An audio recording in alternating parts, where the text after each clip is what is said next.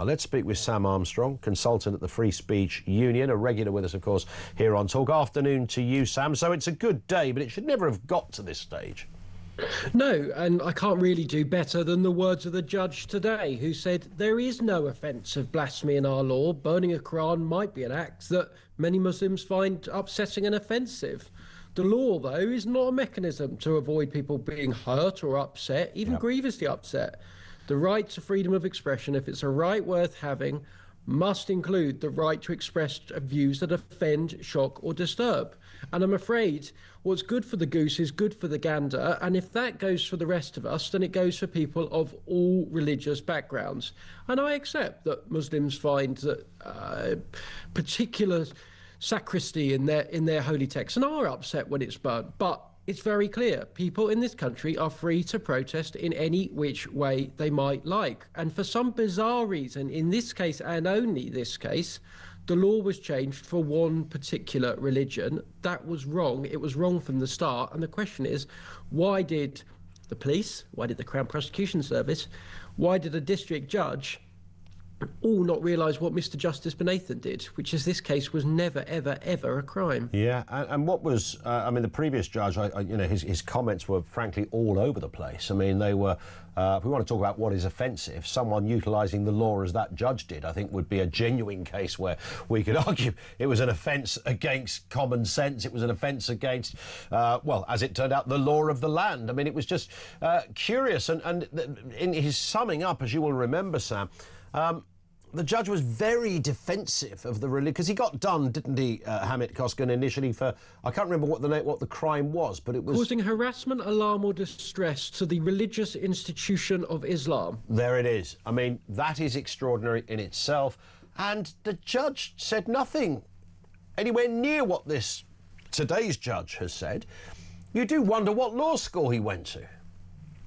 Yeah, well, quite. Look, he was a more junior judge, and maybe it takes, in today's day and age, a kind of Oxford-educated superstar of the bar and bench in order to work out what the basic laws we have on the books are. And I think there's definitely a case, as Nick Timothy has said, for amending the laws in this area, for making it much, much tougher.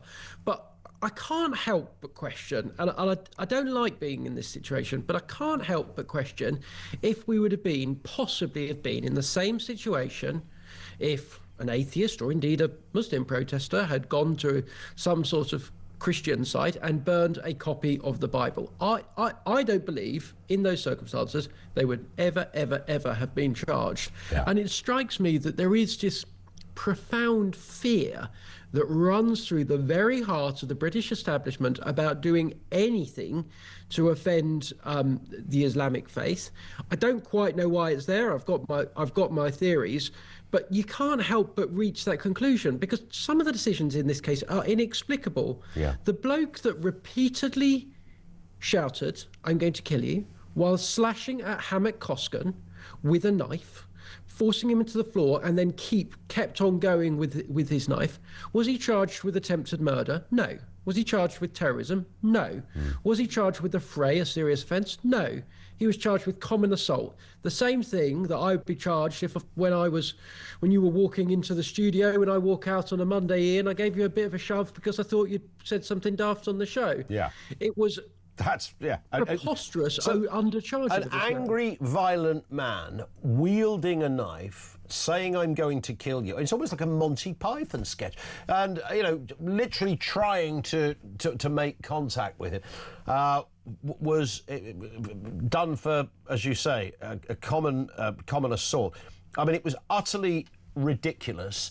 The whole thing was ridiculous. And, of course, this particular man, Mr Coskun, his reason for burning the... You know, I'm not suggesting people go around burning anything in the street. It's probably not a good idea to set fire to anything in a public place. But his reasons were actually his own sort of protest against the situation in Turkey, if I've read this correctly. Yeah, the guy was born as an Armenian Kurd, which you don't need to be an expert on geopolitics to tell you isn't a great mixture in modern Turkey. Yeah. He'd been an atheist all his life. He came to that conclusion perfectly legitimately. And then he'd been involved in atheist politics.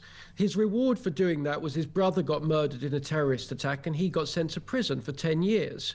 He got released. He came to this country because he thought, well, at least there I might be able to talk about what I consider the ills of Islam. He went to the consulate of the country that he was protesting against, and he presumably had very good reason to protest against, and he conducted his own one-man protest. And as the judge said today, if you can't protest outside the consulate of a country whose government you object to, well, where can you protest? Correct. And there seems to be an attitude amongst certain people that the solution is to set up, 12 car parks around the M25 where different people can come and protest different things, and that's the only place you're entitled to have free speech. No, we live in a slightly messy country in which people are allowed to say what they want to say. And you know what? Actually, when you let everyone argue it out, when you let everyone have their say, when you rehearse the arguments, you normally, 9 times out of 10, the common sense of the British public comes to the right conclusion. So you've always got to ask, if that's the case, why are these people so determined to stop the public hearing the truth? Yeah, spot on. Listen, Sam, thanks for joining us. This news breaking only in the last hour or so. Sam Armstrong, consultant at the Free Speech Union, a regular with us here on Talk, of course. It is deeply fascinating that it ever got to this stage. And I can't imagine through what lens the previous judge was looking in order to have drawn the initial conclusions. I mean, just extraordinary. Simon says, can I just point out that although 26 migrants have been sent back, another 26 plus their families will come back in. That's correct, yes. There's not mathematically, I mean, the whole thing is a nonsense, but mathematically in particular, it's a complete nonsense. This one from Lynn in Yorkshire says, no need just to ban the burqa, just ban all face coverings in public. Young men in balaclavas are more of a problem than Muslim women. As far as I'm concerned, anyone who covers up their face is up to no good. I mean, that's probably a reasonable point. I think if you're wearing some kind of headdress, I don't have a real problem with that. I saw a very stylish Muslim woman yesterday who was probably, mid-20s, early 30s, looked kind of like she just walked off a catwalk in a very fashionable sort of sense, wearing a kind of a headscarf which I think was probably connected to her faith. It was kind of a gold in colour. It matched the outfit she was wearing. She looked $1 million, this young lady, and I don't think we're into banning that, are we? But simultaneously, as Lynn says, if you can't see your face and you're making your way around shops, and whether it's a balaclava or whether it's some other form of religious headwear, is there an argument, a separate argument on that?